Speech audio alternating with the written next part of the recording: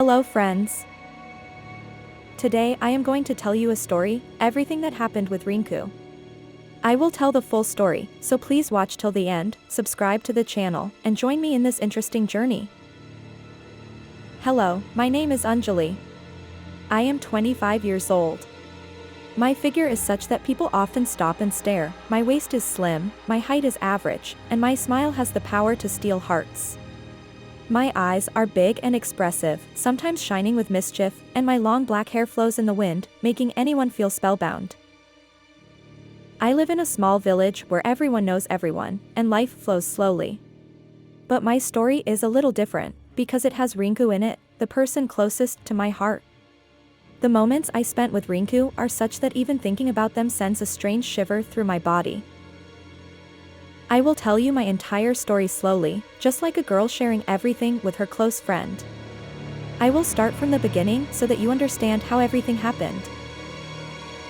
When I was 18 years old, I met Rinku properly for the first time. Rinku was a boy from our village, 2 years older than me, tall and well-built.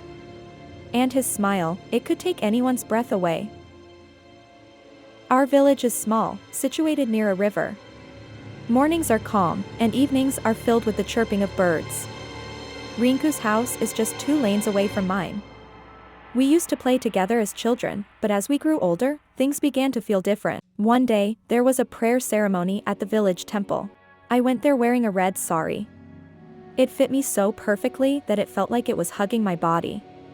After the prayer, people were talking, and Rinku was standing there, staring at me. I smiled, and he walked closer. "Anjali, you look different today," he said. I laughed and replied, "Why? Do I look bad every other day?" He said, "You look good every day, but today. I don't even have words." There was sweetness in his voice, mixed with a little mischief. We stood talking on the temple steps. He told me about his job, how he worked in the city but often came back to the village.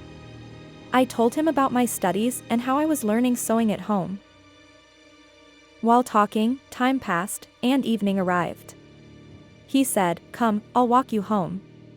I agreed because it was dark, and walking with him felt nice. On the way, he walked very close to me, as if looking for an excuse. I wondered what was happening, but my heart felt a pleasant warmth. When we reached home, he said, "See you tomorrow." I smiled. The next morning, I was drying clothes in the courtyard. It was hot, and my dupatta had slipped a little.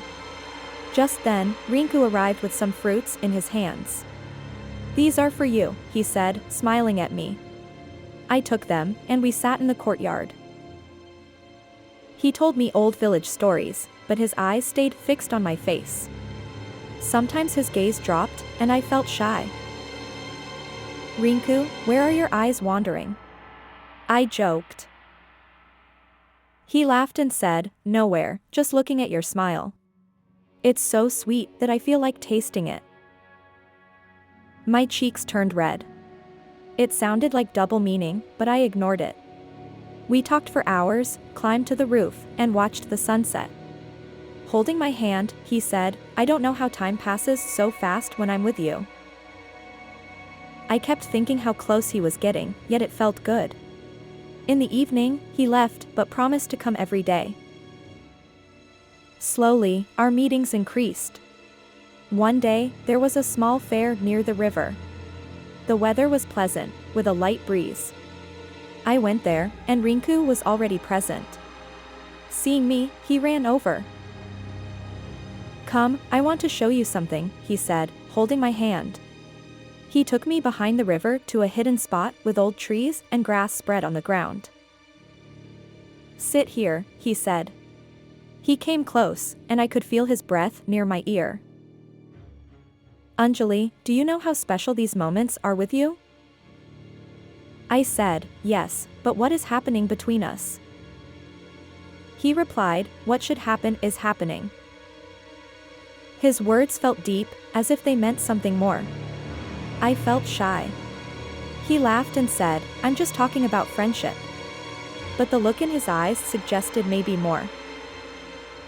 We sat there for hours, watching the river waves. He rested his hand on my shoulder while telling stories.